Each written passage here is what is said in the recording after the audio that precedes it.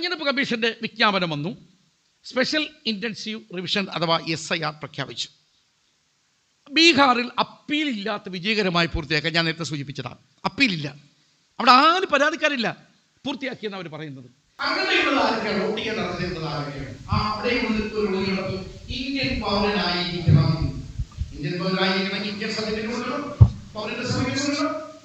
രണ്ട്, കുറഞ്ഞത് 18 വയസ്സ് പ്രായമുണ്ടായിരിക്കണം. അതാണ് 17, ഞാൻ നേരത്തെ വായിച്ചത് 17 വയസ്സ് 5 മാസം 7 ദിവസം ഞാൻ വായിച്ചത്. സാധാരണ യുവജനത്തിൽ താമസക്കാരായിരിക്കണം. അങ്ങനെയുള്ള നിയമപ്രകാരം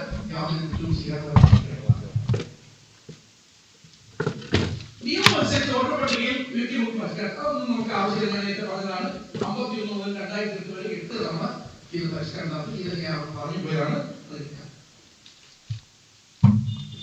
ഇനി ഒരു പോലീസ് സ്റ്റേഷൻ 1000 പേര് അടങ്ങുന്ന ഒരു പോലീസ് ഒരു ബൂത്ത് ആക്കി മാറ്റുകയാണ്. അത് നമുക്ക് ആവശ്യമില്ലാത്ത സമയം പാഴാക്കണം. ഒരുപാട് എനിക്ക് പറയാനുണ്ട്. 2008 ഒക്ടോബർ 27 കണക്കനുസരിച്ച് ഓരോ കമ്പനിയുമായി ഫോമുകൾ പ്രവർത്തിച്ചിട്ടുള്ളത്. ആ ഫാമാണ് നമ്മുടെ കയ്യിൽ വന്നിട്ടുള്ളത്. അത് നീലമാണ്. 2002 മുതൽ 2004 വരെ അവസാനമായി നടന്ന SIR. 2002 തുടങ്ങി, പക്ഷെ 2004 എടുക്കുന്നത്. ആ SIR-ൽ നമ്മൾ നിർദ്ദേശമാണ് ഒത്തുനോക്കാൻ പറഞ്ഞു. അവർ ഒത്തുനോക്കിയാണ് നമ്മുടെ മുമ്പിൽ വന്നിരിക്കുന്നത്. പുതിയ വോട്ടർമാർ ഉൾപ്പെടുത്തുന്ന ഫോം നമ്പർ 6 ഡിക്ലറേഷൻ ഫോമും ശേഖരിക്കുകയും ഒത്തുനോക്കുന്നവരും ചെയ്യുന്നതിനും സഹായിക്കുകയും ചെയ്യും. അത് പിന്നീട് കൊടുക്കുമെന്ന് എടുത്ത് പറയുന്നുണ്ട്. അതിപ്പോ വന്നു. ഈ രണ്ട് കാര്യം, ഫോം നമ്പർ 6 ഡിക്ലറേഷൻ ഫോമും വന്നു. ഇനി ഒരു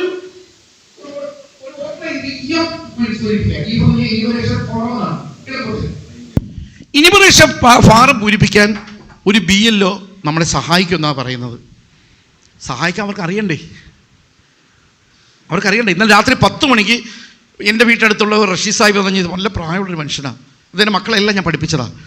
അദ്ദേഹം വന്നിരിക്കുകയാണ്. എൻ്റെ വീട് വരുന്ന പറയണം, വന്നേ പറ്റൂ. ഭയങ്കര വിഷമമാണ്. 16 8 പേരുടെ 16 ഫോം എടുത്ത് വെച്ചിട്ട് എനിക്കൊന്ന് പൂരിപ്പിച്ചു തരണമെന്നോ. ഞാൻ ഇരുന്നു, രാത്രി വരെ ഇരുന്നു, ഞാൻ പൂരിപ്പിച്ചു കൊടുത്തു. അപ്പോൾ ആ ഫോം പൂരിപ്പിക്കാൻ കൊണ്ടുവന്ന ഇനിമറേറ്ററെ കുറിച്ച് ചോദിച്ചപ്പം പറഞ്ഞു, അത് ഇല്ലേ മജീദാക്കട മോനാണേ എന്ന് പറഞ്ഞു. മജീദാക്കട മോൻ ഇച്ചിരി മാനസിക പ്രശ്നമുള്ളൊരു പയ്യനാണ്, അവനത് കൊണ്ടുവന്നിരിക്കുന്നത്. അപ്പോൾ എനിക്ക് നന്നായി അറിയാം, ആ കുട്ടി ഞാൻ പഠിപ്പിച്ചതാ. അവനത് കൊടുത്തിട്ട് വീട്ടിൽ കൊടുത്ത് 8 16 ഫോം കൊടുത്തിട്ട് പൂരിപ്പിച്ച് വെച്ചിരുന്നു. പറഞ്ഞാൽ അവനങ്ങ് പോയി. എല്ലാ വീടും അവൻ കൊടുക്കുകയാണ്. എന്ന് പറഞ്ഞാൽ അത്രമാത്രം ഉത്തരവാദിത്തം അവരിത് കാണിക്കുന്നുള്ളൂ. ഇനി ചില വീടുകളിൽ ചെല്ലുന്നു, അവിടെ അടച്ചിട്ടിരിക്കുകയാണ്. അവരെന്ത് ചെയ്യും? ജനൽ വെള്ളം തുറന്ന് കിടപ്പുണ്ടോ നോക്കും, അതിലേക്ക് ഉടങ്ങിടും. ഒരുപക്ഷെ ആ മുറി നമ്മൾ വലുതായിട്ടൊന്നും എടുക്കുന്ന മുറി ആയിരിക്കണമെന്നില്ല. അതുകൊണ്ടാണ് നമ്മൾ ജനൽ തുറന്നിട്ടിരിക്കുന്നത്. അവിടെ നമ്മൾ വലുതായിട്ടൊന്നും എന്തെങ്കിലും വേസ്റ്റ് സാധനങ്ങളെല്ലാം വാരിയിട്ടിരിക്കുന്ന മുറിയായിരിക്കും. ആ മുറിയുടെ ജനൽ ചിലപ്പോൾ അല്പം തുറന്നിട്ടേക്കണം, അതിനകത്തകത്തിട്ടിട്ട് പോകും, നമ്മൾ പോലും അറിയില്ല. ഇനിമറേഷൻ ഫാം തന്നു, അവൻ രേഖപ്പെടുത്തും. അതുകൊണ്ടാണ് പറയുന്നത് ജാഗ്രത വേണം. നേരത്തെ ഇവിടെ ആരും സൂചിപ്പിച്ചു, വീട് വിട്ട് പുറത്ത് പോകുന്നവർ ഫോൺ നമ്പർ എഴുതി വെക്കണം, എഴുതി ഒട്ടിക്കണം. അതിലൂടെ ഞാൻ കൂട്ടിച്ചേർക്കുന്നു 3 കാര്യങ്ങൾ പ്രധാനമായി ശ്രദ്ധിക്കണം. ഒന്ന്, നമ്മുടെ ഡേറ്റ് ഓഫ് ബർത്ത് കറക്റ്റായിട്ട് എഴുതി വെക്കണം. ഒരു പേപ്പർ എടുത്ത് ആദ്യം എൻ്റെ ഭാര്യയുടെ, എൻ്റെ മൂത്ത മകൻ, എൻ്റെ മൂത്ത മകൾ, എൻ്റെ ഇളയ മകൻ, ഇളയ മകൾ, ഓരോരുത്തരുടെയും ഒരു ലിസ്റ്റ്. എല്ലാ സഹോദരന്മാരും ഇവിടെ ഇരിക്കുന്ന എല്ലാ എന്നെക്കാൾ പ്രായമെത്തിയുള്ളവർ, എൻ്റെ പ്രായമുള്ളവരും ഉണ്ട് ഇതിനകത്ത്. എല്ലാവരോടും ഞാൻ പറയുകയാണ്, നിർബന്ധമായി എഴുതി വെക്കണം. 1 ഡേറ്റ് ഓഫ് ബർത്ത്, 2 കറക്റ്റായിട്ടുള്ള പേര്. ഇപ്പം ഷമീം BV എന്ന് പേരുണ്ട്, ഷമീം എന്ന് മാത്രമേ ലിസ്റ്റിൽ കാണൂ. ഷമീം BV ഉണ്ട്, അത് തിരുത്താനുള്ള അവസരമാണിത്. അതിന് രേഖ നമ്മൾ കൊടുക്കണമെന്ന് മാത്രമേ ഉള്ളൂ. അപ്പം നമ്മുടെ ഏതെങ്കിലും ഒരു രേഖയ്ക്കകത്ത് ഷമീം BV എന്ന് കറക്റ്റായിട്ടുണ്ടെങ്കിൽ തീർച്ചയായിട്ടും അങ്ങനെ കൊടുക്കണം. പണ്ടൊക്കെ നമ്മൾ ചേർത്ത് നമുക്ക് എല്ലാവർക്കും അറിയാം. നമ്മുടെ ഡേറ്റ് ഓഫ് ബർത്തിൻ്റെ കാര്യവും നമുക്ക് എല്ലാവർക്കും അറിയാം. ഏറ്റവും കൂടുതൽ കുട്ടികൾ ജനിച്ച മാസം ഏതാ? മെയ് മാസമാണ്, നമുക്ക് എല്ലാവർക്കും അറിയാം. ഏറ്റവും കൂടുതൽ കുട്ടികൾ ജനിക്കുന്ന മാസം മെയ് മാസം. ഏതൊരു സ്കൂളിൽ അധ്യാപകർ ചേർക്കുമ്പോഴും മെയ് മാസമാണ് അവരുടെ ഡേറ്റ് ഓഫ് ബർത്ത് വയ്ക്കുന്നത്. എന്താ കാര്യം? മെയ് കഴിഞ്ഞ് തൊട്ടടുത്ത് ജൂൺ മാസം സ്കൂളിൽ ചേർക്കാൻ 5 വയസ്സ് തികയണം, അതിന് മെയ് മാസം വയ്ക്കും. ജൂൺ മാസം സ്കൂളിൽ ചേരുമ്പോൾ 5 വയസ്സ് തികഞ്ഞു. അത് കാണിക്കാൻ വേണ്ടി എല്ലാവരും മെയ് മാസം വയ്ക്കും. നമുക്ക് അത്ഭുതപ്പെടുത്തുന്നൊരു കണക്കാത്. അതൊക്കെ മുമ്പ് രസകരമായി പത്രത്തിൽ വന്നിട്ടുണ്ട്. അപ്പോൾ നമുക്ക് ആ മെയ് മാസത്തിലെ ആ ഡേറ്റ് ഓഫ് ബർത്ത് ഏതായാലും നമ്മുടെയുള്ള കൃത്യമായ ഡേറ്റ് ഓഫ് ബർത്ത് എഴുതി വെക്കണം. അപ്പോൾ 1 പേര്, 2 ഡേറ്റ് ഓഫ് ബർത്ത്, 3 നമ്മുടെ ആധാർ നമ്പർ, എല്ലാവരുടെ ആധാർ നമ്പർ എഴുതി വെക്കണം. 4 മൊബൈൽ ഫോൺ നമ്പർ, ഇത് 4 എഴുതി വെക്കണം. മക്കൾക്ക് പ്രത്യേക ഫോൺ ഉണ്ടെങ്കിൽ പ്രത്യേകം എഴുതിക്കോളൂ, അല്ലെങ്കിൽ വാപ്പയുടെ പേര് എഴുതിയാൽ മതി. ഈ സാധനം കൈ വെച്ചുകൊണ്ട് വേണം നമ്മൾ എഴുതി തുടങ്ങേണ്ടത്. അവർ കൊണ്ടുവരുന്ന പട്ടികയിൽ നമ്മുടെ പേരുണ്ട്. ആ പേരിനകത്ത് എന്തെങ്കിലും കുറവുണ്ടെങ്കിൽ ആ പേര് താഴെ എഴുതുന്നതിനകത്ത് നമുക്ക് മാറ്റി എഴുതാം. അത് ഞാൻ പിന്നീട് പറയാം. ആ ഫോം കാണിച്ചുകൊണ്ട് പറയാം. എവിടെ ഫോം എന്താ കാണിച്ചു. ആദ്യം ഇത് ഇങ്ങനെ ഫോമാണ് നമ്മുടെ ഈ തരുന്നത്. ഒക്കുമെങ്കിൽ എല്ലാവരുടെയും എടുത്തില്ലെങ്കിലും ഒരു 3-4 പേരുടെയെങ്കിലും ഫോട്ടോ കോപ്പി എടുത്ത് വെച്ചിട്ട് ആ ഫോട്ടോ കോപ്പിയിൽ ആദ്യം പൂരിപ്പിച്ചിട്ട് തെറ്റൊന്നുമില്ല എന്ന് ഉറപ്പ് വരുത്തിയ ശേഷം അതിൻ്റെ ഫെയർ കോപ്പി എഴുതാൻ നോക്കണം. ആദ്യം റഫ് കോപ്പി ഉണ്ടാക്കണം. അതിന് നമ്മുടെ കയ്യിൽ കൊണ്ട് തരുന്ന ഫോം ഇതാണ്. അതിനകത്ത് വോട്ടറുടെ പേര് ഇവിടെ ഉണ്ട്, നമ്മുടെ പേര് അവിടെ ഉണ്ട്, കറക്റ്റായിട്ടുണ്ട്. എപ്പിക് നമ്പർ എന്ന് പറഞ്ഞാൽ 10 അക്ക നമ്പറാണ്. അത് നമ്മുടെ ID കാർഡിനകത്ത് കാണുന്ന നമ്പർ. വോട്ടർ ID കാർഡിനകത്ത് ഏറ്റവും മുകളിൽ കാണുന്ന വലതുവശത്തായിട്ട് കാണുന്ന WC എന്നൊക്കെ പറഞ്ഞ് കാണുന്ന ആ നമ്പറാണ്. അതാണ് ഇവിടെ. എന്നിട്ട് അഡ്രസ്, വിലാസം, നമ്മുടെ വീട്ടുപേരെല്ലാം കറക്റ്റായിട്ടുണ്ട്. ഏത് ഭാഗത്താണ്, ഏത് ഭാഗത്തെ വോട്ടർ, പോലീസ് സ്റ്റേഷനുള്ളതാണ് നമുക്ക് അതിനകത്തുണ്ട്. അവിടെ ഉണ്ട്. എവിടെയാണ്, ഏത് സ്കൂളാണ്, എത്രാമത്തെ ബൂത്ത്, ഇതെല്ലാം അവിടെ ഉണ്ട്. ഈ കാര്യം ഇത്രയും 2002 ഉള്ള വോട്ടർ പട്ടികയിലെ ഇതും 2004 വരെ നമ്മുടെ കയ്യിലുള്ള ഇപ്പം നിലവിലുള്ള വോട്ടർ പട്ടികയിലെയും ഉള്ള പേരുകൾ മാത്രമേ തരത്തുള്ളൂ. അവർക്ക് മാത്രമേ ഇത് കിട്ടും. അവിടെ ശ്രദ്ധിക്കേണ്ട ഒരു കാര്യം, ഈ ഫോമിൽ ഈ കാര്യങ്ങളെല്ലാം കറക്റ്റാണോ എന്ന് നോക്കണം. നമ്മുടെ പേരിൽ എവിടെയെങ്കിലും തെറ്റുണ്ടെങ്കിൽ ഇവിടെ നമ്മൾ എഴുതുമ്പോൾ ആ തെറ്റ് തിരുത്തണം. ഞാൻ നേരത്തെ പറഞ്ഞാൽ BV ഇല്ലെങ്കിൽ BV ചേർക്കാം. എന്താണ് ചേർക്കാം, അതിവിടെ ചേർക്കാൻ നമുക്ക് പറ്റണം. ഇവിടെ ചോദിക്കുന്ന 1 ജനനത്തീയതിയാണ്. അപ്പോൾ ഡേറ്റ് ഓഫ് ബർത്ത് കറക്റ്റായിട്ട് വേണം. അത് നമ്മൾ എഴുതി വെക്കണമെന്ന് ഞാൻ പറഞ്ഞു. അതുകൊണ്ട് 2 അത് ആധാർ നമ്പർ ഒന്നുകൂടെ ഇതൊന്ന് കറക്റ്റ് ചെയ്യേ, ഒന്ന് ക്ലിയർ ചെയ്യേ.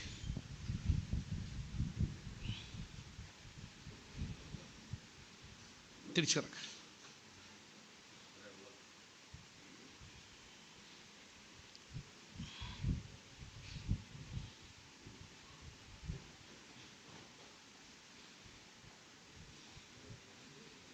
ഇല്ലേ, പോട്ടെ.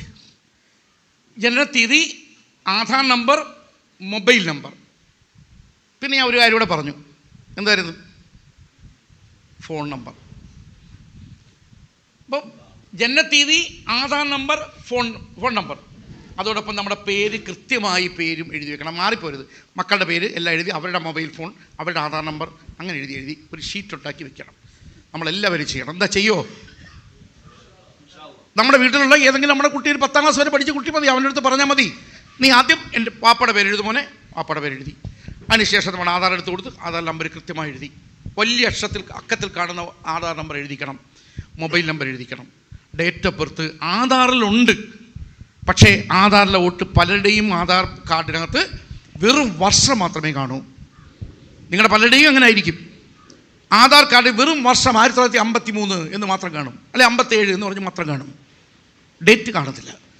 അതുകൊണ്ട് കൃത്യമായി ഡേറ്റ് തെളിയിക്കുന്ന മറ്റ് രേഖ നമ്മുടെ ഉണ്ടെങ്കിൽ ആ രേഖ വെച്ച് കൃത്യമായി ആ ഡേറ്റ് ഓഫ് ബർത്ത് എഴുതി വയ്ക്കണം. ഇത്രയും നിങ്ങൾ താഴെ ഓരോരുത്തരുടെ പേരനുസരിച്ച് എഴുതി വെച്ച് വേണം നിങ്ങൾ വീട്ടിൽ അവരെ കാത്തിരിക്കാൻ. ഇപ്പോൾ BLO നമ്മൾ കാത്തിരിക്കണം. BLO വരുന്നില്ലയോ? BLO കണ്ടുപിടിക്കാൻ മാർഗമുണ്ട്. എൻ്റെ BLO ആരാണ് എന്ന് കണ്ടുപിടിക്കാൻ മാർഗമുണ്ട്. ഇതിനകത്ത് തന്നെ മാർഗമുണ്ട്. ഇലക്ഷൻ കമ്മീഷൻ ഓഫ് ഇന്ത്യയുടെ ഈ വെബ്സൈറ്റിനകത്ത് കയറി അറിയാവുന്ന നമ്മുടെ കുട്ടികൾ മതി. 10ാം ക്ലാസ് 11ാം ക്ലാസ്സിൽ പഠിക്കുന്ന കുട്ടികൾ മതി. ആ കുട്ടികൾ തീർച്ചയായിട്ടും അതെടുത്തിട്ട് BLOമാരുടെ ലിസ്റ്റ് അത് ചോദിച്ചു കഴിഞ്ഞാൽ BLOയുടെ ലിസ്റ്റ് വരും. ഏത് ജില്ല, ഏത് അസംബ്ലി മണ്ഡലം, ഇത് രണ്ടും കൊടുത്തു കഴിയുമ്പോൾ ആ അസംബ്ലി മണ്ഡലത്തിൽ ഏത് ബൂത്ത് എന്ന് ചോദിക്കും. ആ ബൂത്ത് അങ്ങോട്ട് അടിച്ചു കഴിഞ്ഞാൽ അയാളുടെ പേരും നമ്പർ നമുക്ക് കിട്ടും. വന്നില്ലെങ്കിൽ വിളിക്കണം. അടുത്ത ആഴ്ച നമ്മൾ വിളിച്ചു തുടങ്ങണം. നിങ്ങൾ എന്താ എൻ്റെ വീട്ടിൽ വന്നില്ലല്ലോ, വിളിച്ചു തുടങ്ങണം. അയാൾ അതും കൊണ്ടുവരും. അപ്പം നമ്മൾ ജാഗരൂകരാണെന്ന് അയാൾക്കൊരു ബോധ്യം വേണം. ചിലപ്പോൾ അയാൾ പറയും, ഞാനവിടെ കഴിഞ്ഞ ദിവസം വന്ന് ഇട്ടിട്ട് പോയല്ലോ, കിട്ടിയില്ലേ നിങ്ങൾക്ക്? അപ്പോഴേക്കും നമ്മളറിയുന്നത് നമ്മുടെ വീട്ടിനകത്ത് ഈ ഫോം കെട്ടായിട്ട് റബ്ബർ ബാൻഡ് ഇട്ടാനകത്ത് ഇട്ടിരിക്കുകയാണെന്ന് നമ്മൾ അറിയുന്ന അപ്പോഴായിരിക്കും. അതുകൊണ്ട് അത് പാടില്ല. അതുകൊണ്ട് കൃത്യമായി അവരെ വിളിക്കണം. നമ്മുടെ BLO ആണ് നമുക്ക് നമ്മുടെ ഈ രാജ്യത്ത് ജനിച്ചതിന് രേഖ ഉണ്ടാക്കാൻ പോകുന്ന നിസ്സാരമായ ഒരു BLOക്കാണ് അവസരം കൊടുത്തിരിക്കുന്നത്. അയാൾക്ക് ഒരു വിദ്യാഭ്യാസം കൊടുത്തിട്ടില്ല, ഇതിനു വേണ്ടി ഒരു ട്യൂട്ടോറിയലും കൊടുത്തിട്ടില്ല. കൊടുക്കാതാണ് അയാൾക്ക് ഈ ഫോം കൊടുത്ത് അയാളെ വിട്ടിരിക്കുന്നത്. അപ്പോൾ അയാളെ നമ്മൾ കാണുക, അയാളായിട്ട് നല്ല ബന്ധത്തിൽ ആരും നമ്മൾ വിരട്ടുകയും പറയുകയൊന്നും വേണ്ട. അവരെ കുറ്റമല്ലല്ലോ ഇതൊന്നും. അപ്പോൾ തീർച്ചയായിട്ടും അത് എടുക്കുക. അത് കഴിഞ്ഞ് ഈ ഫോം ഇതിപ്പോൾ മേളത്തെ കാര്യങ്ങൾ നമ്മൾ ഇതിനകത്തുണ്ട്. ഇനി ഈ ഇടതുവശത്ത് അത് വളരെ ശ്രദ്ധിക്കണം. എന്നെടുത്തോ ചേട്ടൻ മേലോട്ട്. ഈ ഭാഗത്ത് ഈ വിവരങ്ങൾ എഴുതാനുള്ള കോളമുണ്ട്. ജനനത്തീയതി, ആധാർ നമ്പർ, അത്ര ഞാൻ പറഞ്ഞു കഴിഞ്ഞു. അവിടെ മാതാവിൻ്റെ പേര് പിതാവിൻ്റെ പേരും എഴുതണം. എന്നാൽ അവരുടെ എപ്പിക് നമ്പർ ചോദിച്ചിട്ടുണ്ട്. അത് നിർബന്ധമല്ല, ഓപ്ഷണലാണ്, നിർബന്ധമില്ല. നമുക്ക് വേണമെങ്കിൽ ഉണ്ടെങ്കിൽ കൊടുക്കാം, ഇല്ലെങ്കിൽ വേണ്ട, അത് പ്രശ്നമല്ല. അപ്പോൾ മാതാവിൻ്റെയും പിതാവിൻ്റെയും പേരും ഈ ഡീറ്റെയിലും എഴുതി മക്കളെ കൊണ്ട് എഴുതി ഒരു പേപ്പർ ഉണ്ടാക്കി വെച്ചിരിക്കണം. എന്നിട്ട് ഈ ഇടതുവശത്ത് അല്പം കൂടെ ഈ വോട്ടർ 2002 ആൾ 2002 വോട്ടുള്ളവർക്ക് മാത്രമാണ് ഈ രണ്ടാമത്തെ പാർട്ടിലെ ഇടതുവശം ഉള്ളത്. 2002 പട്ടികയിൽ പേരുണ്ടെങ്കിൽ അവരുടെ വിവരം എഴുതാനാണ്. അവർക്ക് മാത്രമുള്ളൊരു കോളം. അതെന്തൊക്കെയാണ് ചോദിച്ചിരിക്കുന്നത്? ആ ഫോം മാത്രമായിട്ട് പിന്നിട്ട് തരാം. ഫോം എന്ന് പറഞ്ഞിട്ടുണ്ട്.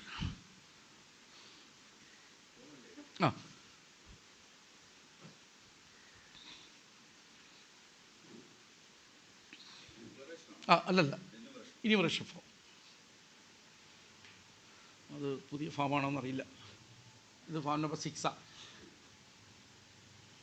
പെട്ടെന്ന് മാറ്റ്.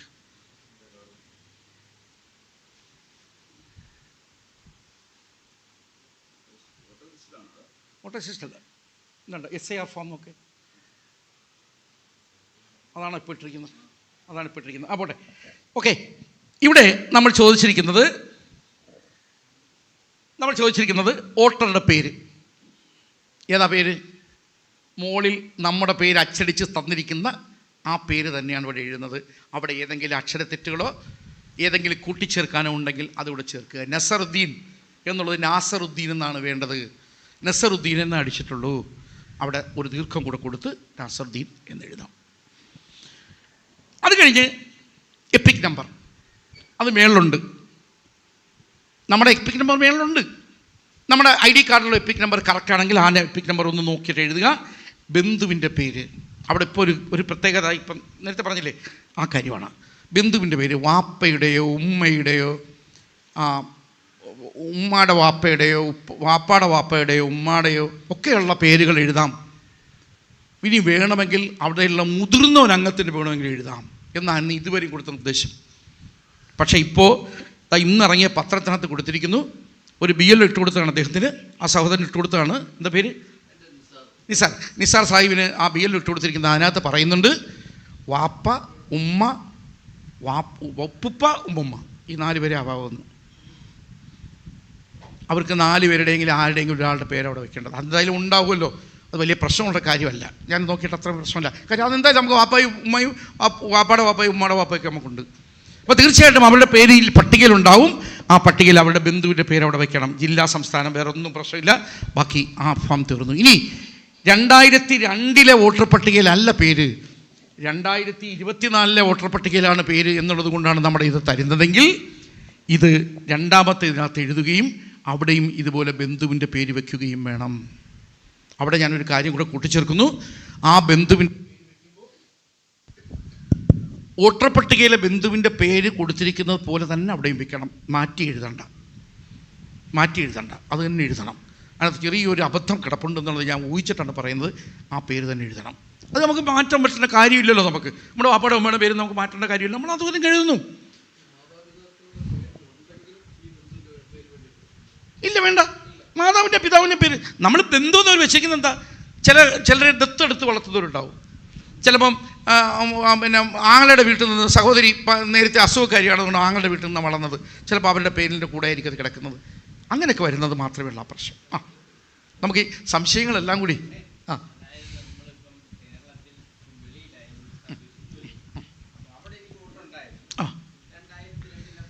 വേറെ സ്റ്റേറ്റിൽ, ഗുജറാത്തിൽ.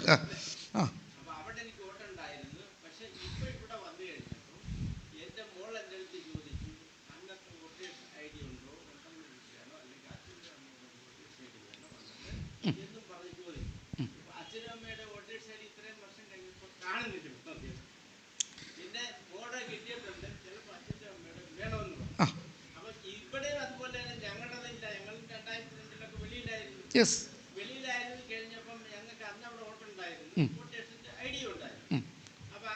അത് കയ്യിലുണ്ടല്ലോ, അത് കയ്യിലുണ്ടോ?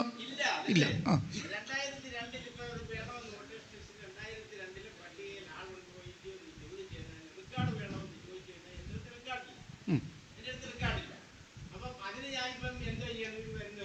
(2002) വോട്ട് അവിടെ നിങ്ങൾക്കുണ്ടായിരുന്നുള്ളത് ഉറപ്പല്ലേ? നിങ്ങൾ തീർച്ചയായിട്ടും വോട്ടിന് അവകാശി തന്നെയാണ്, അതിനൊരു തടസ്സമില്ല. അപ്പോൾ അവിടെ ചെയ്യേണ്ടതെന്ന് പറഞ്ഞാൽ ഡിക്ലറേഷൻ ഫോം കൂടെ കൊടുക്കണം, ആ വോട്ടർ പട്ടികയിലെ ഡീറ്റെയിൽ കൂടെ കൊടുക്കേണ്ടി വരും എന്നുള്ളത് മാത്രമേ.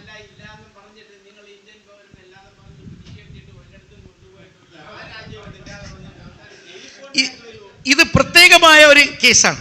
ഇത് നമുക്ക് നിങ്ങൾക്കത് അതിനകത്ത് എന്തെങ്കിലും ബുദ്ധിമുട്ട് അനുഭവപ്പെടുന്നെങ്കിൽ വിളിച്ചു കഴിഞ്ഞാൽ ബീഹാറിലെ സഹോദര, ബീഹാറിലെ വോട്ടർ പട്ടിക എടുക്കാനുള്ള മാർഗം നമുക്ക് സ്വീകരിക്കാം. ഗുജറാത്ത് അവിടുത്തെ വോട്ടർ പട്ടിക നമുക്ക് എടുക്കാമല്ലോ, ഇതിനകത്ത് തന്നെ എടുക്കാം.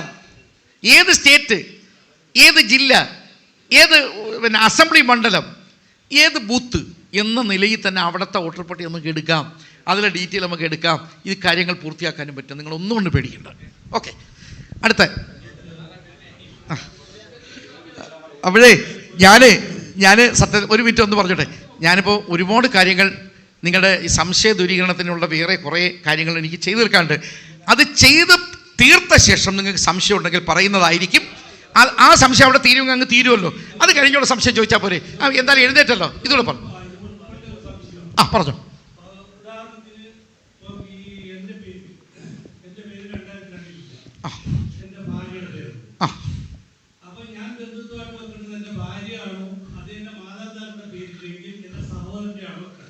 അതാണ് ഇപ്പോൾ ഇവിടെ ഉണ്ടായ ഒരു പ്രശ്നം. അതാണ് നിങ്ങൾ ഈ ചോദ്യം ചോദിച്ച വളരെ ആപ്റ്റായിട്ടുള്ള ചോദ്യം.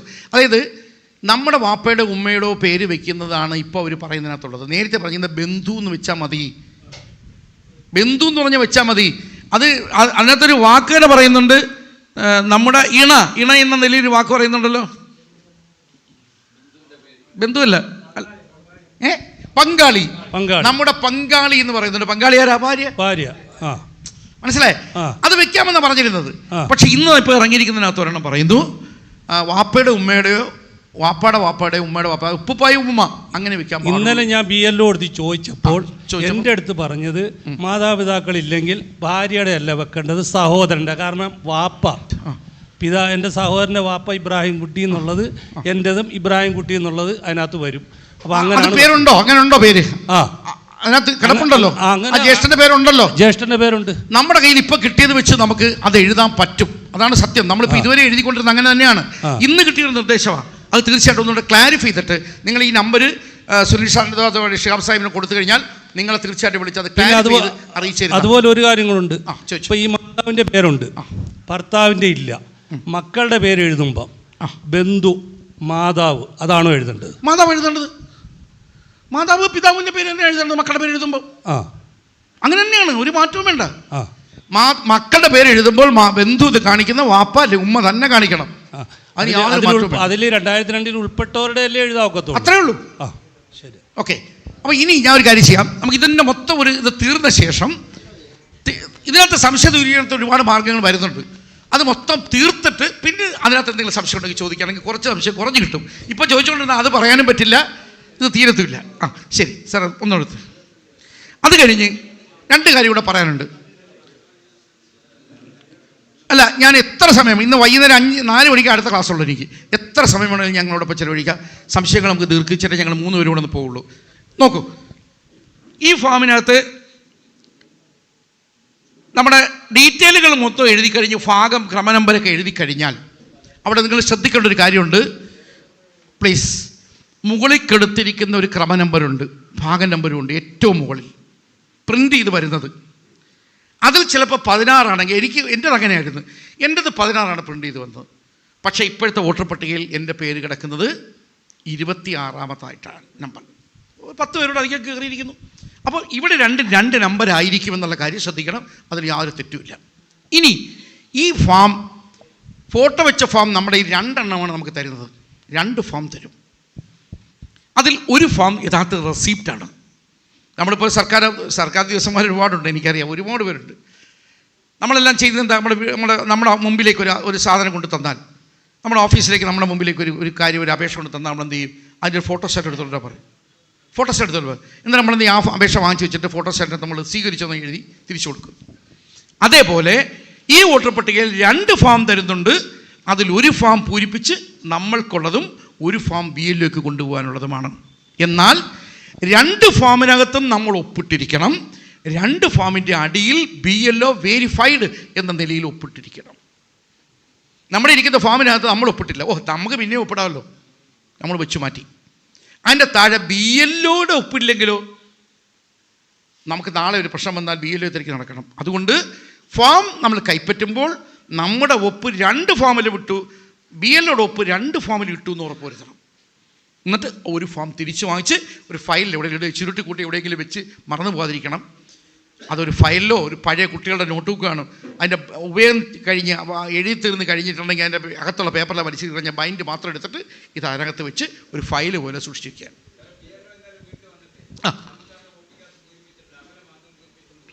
പാടില്ല സാർ, പാടില്ല, ഒരു കാരണവശാലും പാടില്ല. വ്യക്തമായി പറയുന്നുണ്ട്, BLO 2 ഫോമും എഴുതണമെന്നും ആ 2 ഫോമിൻ്റെ അടിയിലും വോട്ടറും അതിന് താഴെ വെരിഫൈഡ് എന്ന നിലയിൽ ഉദ്യോഗസ്ഥർ എന്ന നിലയിൽ അയാൾ ഒപ്പിടണമെന്ന് പറയുന്നുണ്ട്.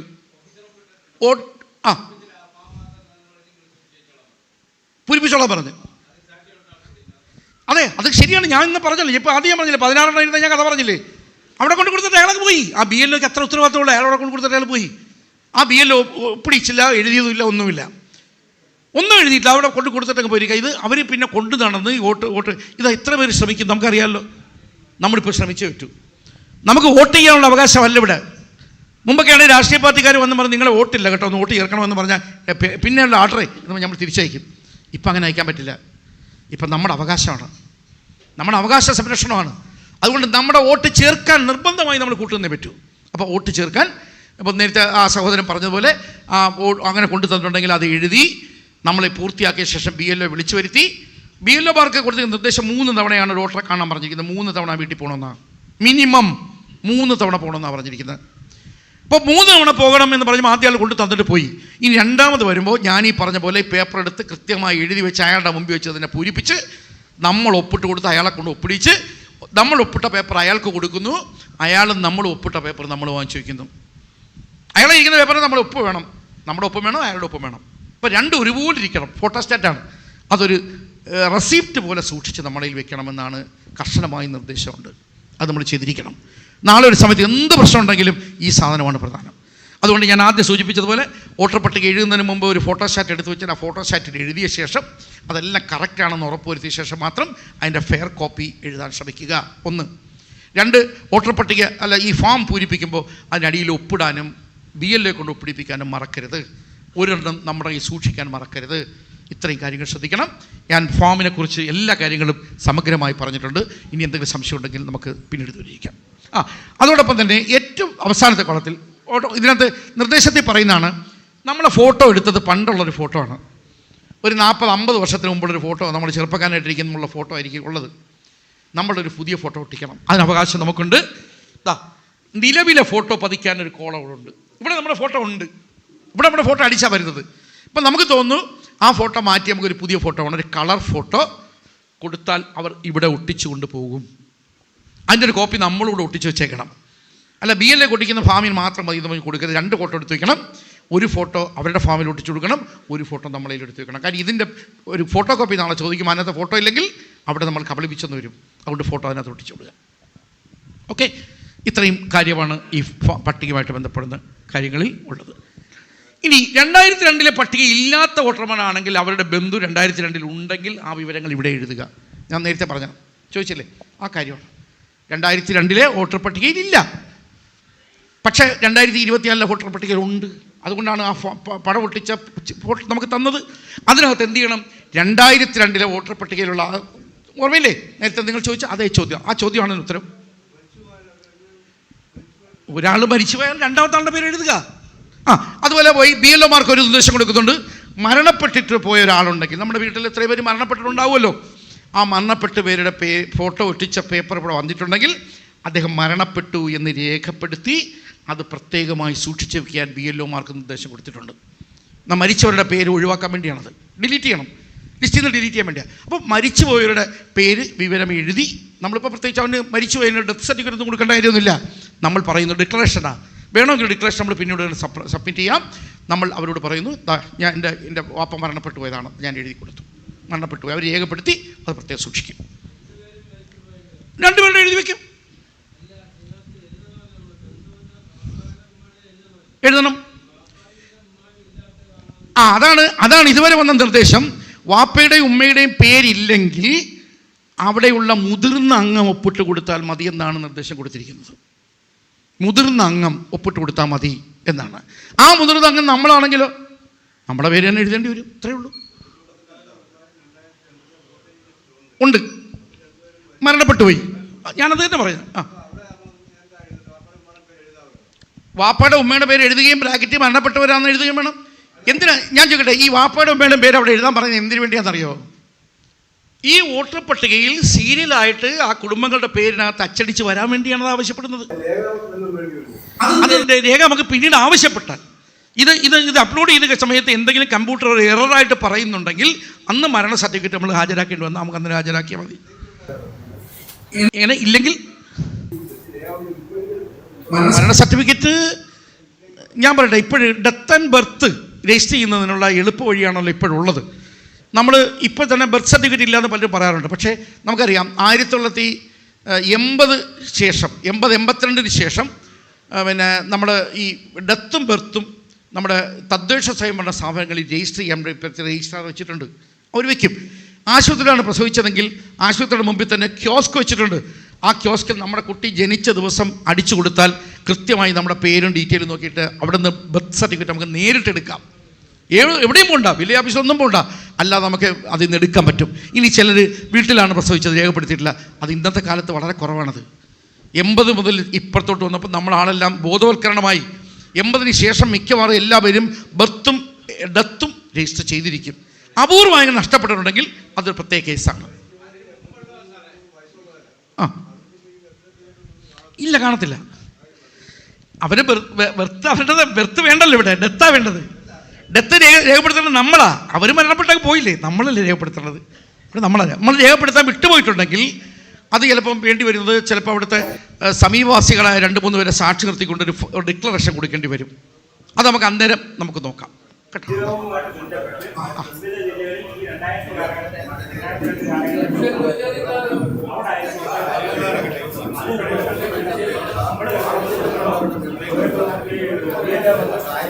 BLO കണ്ടുപിടിക്കണമെന്നാണ് ഇതിനകത്ത് വ്യക്തമായി പറയുന്നത്. BLO കണ്ടുപിടിക്കണമെന്നാണ്. BLO ചിലപ്പോൾ ശ്രമിക്കത്തില്ല, നമ്മൾ തന്നെ കണ്ടുപിടിച്ചു കൊടുക്കണം. തീർച്ചയായിട്ടും സംശയമില്ല. അപ്പം നമ്മൾ അടുത്തതിലേക്ക് വരാം. ഒന്ന് സാർ,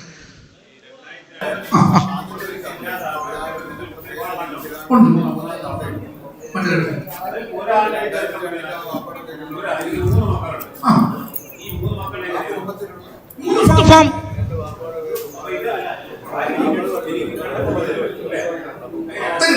രണ്ടുപേർക്ക് 2 എണ്ണം തരും. മക്കൾക്ക് ആർക്കും തന്നില്ലേ? മക്കൾക്ക് ആർക്കും തന്നിട്ടില്ല. ഓട്ടെ, 3 മക്കളുണ്ട്. പിന്നെ സഹോദരൻ 3 മക്കൾ ഉണ്ട്. 3 മക്കളിൽ ഒരു മോൻ്റെത് മാത്രം കൊണ്ടു തന്നു, 2 പേരുടെ കൊണ്ടുവന്നില്ല. ഒരെണ്ണം ഇങ്ങനെ ചേർക്കണം, ബാക്കി 2 എണ്ണം ഫോം നമ്പർ 6 ഉപയോഗിച്ച് ചേർക്കണം. അത്ര ഫോം നമ്പർ 6 അതിലേക്ക് കൊണ്ടുവരാം, നമുക്ക് അതിലേക്ക് വരാം. കൊടുക്കും. അല്ല, കൊടുത്തിട്ടില്ലെങ്കിലുള്ള കാര്യമാണ് പറഞ്ഞത്. കൊടുത്തിട്ടില്ല എന്നെങ്കിലാണ് പറഞ്ഞത് കേട്ടോ. അത് തന്നിരിക്കും. അത് ഞാൻ ആദ്യം പറഞ്ഞല്ലോ. അതാണ്. അടുത്തേക്ക്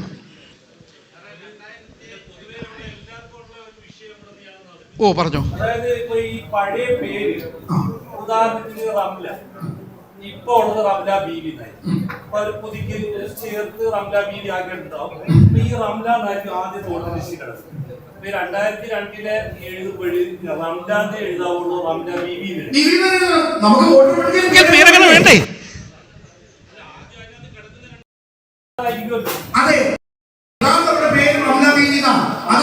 പട്ടിക പ്രിന്റ് ചെയ്തപ്പോൾ എററാണ്. ആ എറർ ഇപ്പോഴും അംഗീകരിച്ചു കൊടുത്താൽ നമ്മൾ എന്നും റംലയായിട്ട് തുടരും. അവിടെ റംല ബീവി എന്ന് കൊടുക്കണം. അപ്പോഴെന്ത് ചെയ്യും? അവരവിടെ നിന്ന് ഒരു നിങ്ങൾ ഈ പേര് 2 എണ്ണം കാണിക്കുന്നത് എന്തുകൊണ്ടെന്ന് ചോദിക്കും. അങ്ങനെ ചോദിച്ചു കഴിഞ്ഞാൽ നമുക്ക് എന്ത് ചെയ്യേണ്ടി വരും? വില്ലേജ് ഓഫീസിൽ നിന്ന് 1 ആൻഡ് സെയിം സർട്ടിഫിക്കറ്റ്, റംലയും റംല ബീവിയും ഒരാളാണ് എന്ന് തെളിയിക്കുന്ന സർട്ടിഫിക്കറ്റ് ഉടനെ തരും. ആപ്ലിക്കേഷൻ കൊടുത്ത് അന്നേരം കിട്ടും, നമുക്ക് അത് വാങ്ങിച്ചാൽ കൊടുക്കും, പ്രശ്നമില്ല. Yes, next. ആ ഇല്ല ഇല്ല ആ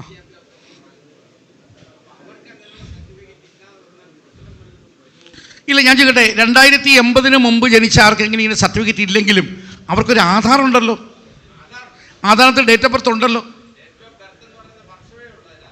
വർഷം മാത്രമേ ഉള്ളൂ, വേറെ ഒന്നിനകത്തും ഇല്ലേ?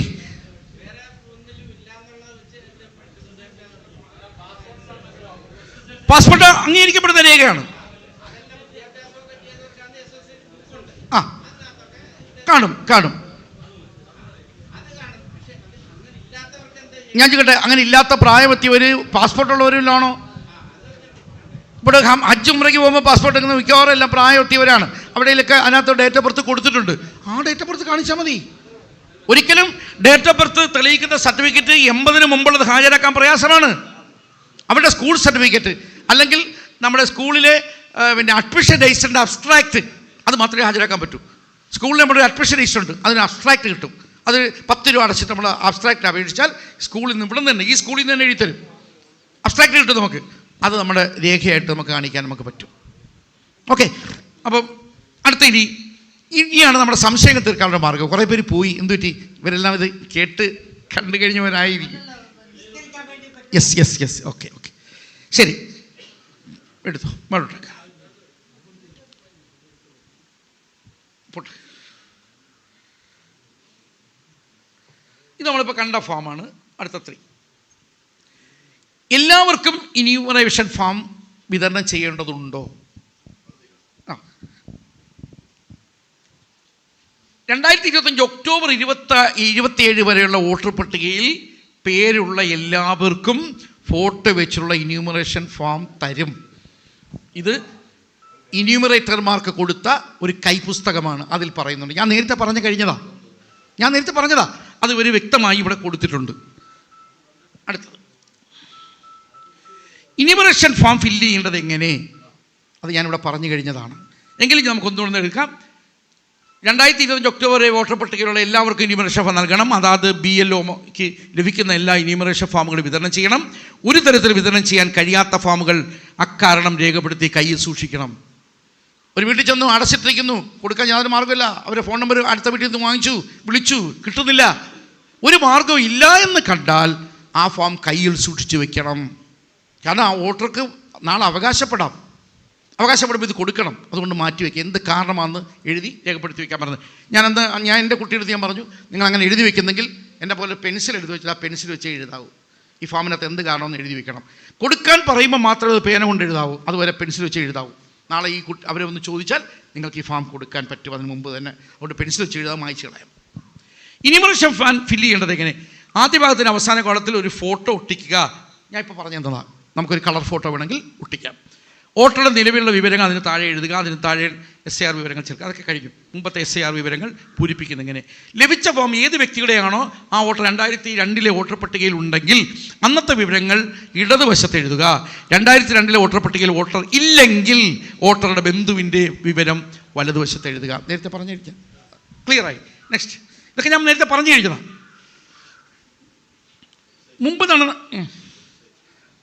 മുമ്പത്തെ ഇതിൻ്റെ വോട്ടർ പട്ടികയുടെ വിവരങ്ങൾ ഒരു വെബ്സൈറ്റ് ഉണ്ട്. ഇത് ഇത്രയും ഞാൻ പേരൊന്നും HPP എന്നൊന്നും വേണ്ട. നിങ്ങൾ CEO എന്താണത്? സെൻട്രൽ ഇലക്ഷൻ കമ്മീഷനാണ്. അത് O ഇല്ല, C ആണ്. CEO, ചീഫ് ഇലക്ടറൽ ഓഫീസർ എന്നാണ്. Chief electoral officer. ഇനി മറ്റതുണ്ട്, സെൻട്രൽ ഇലക്ഷൻ കമ്മീഷൻ. മനസ്സിലായി? CIC എന്ന് പറഞ്ഞിട്ട് ഉണ്ട്, ഉണ്ട്. അങ്ങനെ ഒരുപാട് സൈറ്റ് ഉണ്ട്. അതിലേതായാലും ഇലക്ഷൻ കമ്മീഷൻ്റെ സൈറ്റിൽ എല്ലാവർക്കും കയറാം. ഇവിടെ ഇരിക്കുന്ന പ്രായത്തിയവരും ഒരുപാട് പേര് ഈ ഫോണൊക്കെ ഉപയോഗിക്കുന്നവരുണ്ടാവുമല്ലോ. ഏതെങ്കിലും കുട്ടികളെടുത്ത് കൊടുത്താൽ അവർ കറക്റ്റായിട്ട് നോക്കി എടുത്തു തരും. ഇനി അതിൽ നിന്ന് നമുക്ക് എന്ത് കിട്ടാം? ഈ വോട്ടർ പട്ടികയുടെ പേരുണ്ടോ നമുക്ക് നോക്കാം, അത് പരിശോധിക്കാം. നമ്മൾ 2004 പട്ടികയിൽ നമ്മളുണ്ടോ എന്ന് നമുക്ക് പരിശോധിക്കാം. 2004 പട്ടികയിൽ ഉണ്ട്, എൻ്റെ പേരുണ്ട്, പക്ഷേ എനിക്ക് ഫോം തന്നില്ല. 2004 പട്ടികയിൽ എൻ്റെ പേരുണ്ട്. എന്തുകൊണ്ട് എനിക്ക് തന്നില്ല? ചിലപ്പോൾ ഈ ആൾ തർക്കിക്കുന്നത് ചിലപ്പോൾ പഞ്ചായത്ത് ഇലക്ഷൻ വോട്ടർ പട്ടിക എടുത്ത് വെച്ചിട്ടായിരിക്കും. അതുകൊണ്ട് ഞാൻ ആദ്യം പറഞ്ഞത് പഞ്ചായത്ത് ഇലക്ഷൻ വോട്ടർ പട്ടിക അല്ല. പാർലമെൻറ്റോ അസംബ്ലിയിലോ നമ്മൾ വോട്ട് ചെയ്തപ്പോൾ ആ വോട്ടർ പട്ടിക ഉണ്ടെങ്കിൽ അങ്ങനെ, ഇല്ലെങ്കിൽ നമുക്ക് പഴയ വോട്ടർ പട്ടിക ഇതിനകത്ത് നിന്ന് ഡൗൺലോഡ് ചെയ്യാൻ നമുക്ക് മാർഗ്ഗമുണ്ട്. ആ മാർഗ്ഗമുള്ളപ്പോൾ ഏതെങ്കിലും എടുത്ത് കയറി കഴിഞ്ഞാൽ എന്ന് വേണമെങ്കിൽ ഒന്ന് ഫോട്ടോ എടുത്ത് വെച്ചുകൊണ്ടാകുന്ന എടുത്ത് അത് ഒന്ന് ആ സൈറ്റ് ഒന്ന് കാണിച്ചു. അല്ല, സൈറ്റിൻ്റെ പേര്, സൈറ്റിൻ്റെ അഡ്രസ് ശരി. ഇതാണ് സൈറ്റ്. വേണമെങ്കിൽ ഒരു ഫോട്ടോ എടുത്ത് വെച്ചോളൂ. ഞാൻ വോട്ടറാണോ എന്ന് നമുക്ക് തന്നെ ഒറ്റയ്ക്ക് കണ്ടുപിടിക്കാം. ഞാൻ വോട്ടറാണോ? ആ ഒരു സൈറ്റിനകത്ത് അത് വോട്ടർ മാത്രം പരിശോധിക്കാൻ വേണ്ടിയുള്ളതാണ് ഈ സൈറ്റിനകത്ത് കാണിക്കുന്ന ഈ ഭാഗം.